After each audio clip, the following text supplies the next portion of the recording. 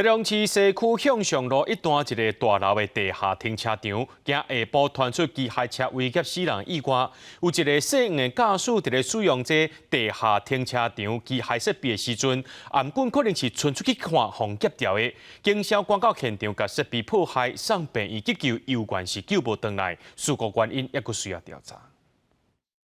这只小客车当要入去地下室的机械车位，头一摆角度念着煞驶袂入去。驾驶落车看了了，搁再上车，这个算哪像搭着油门变加速？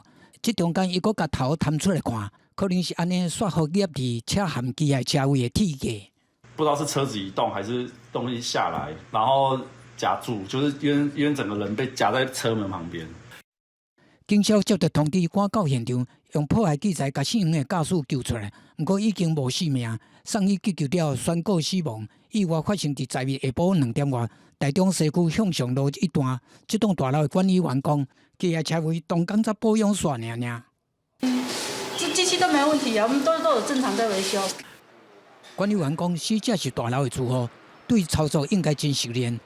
维修技师们来现场查看停车位敢有故障，初步检查了讲运作拢真正常。车台已经到位了，他自己开车的话，自己不小心爆冲还是什么？所以是那个机械本身没有问题，机械车位都没问题。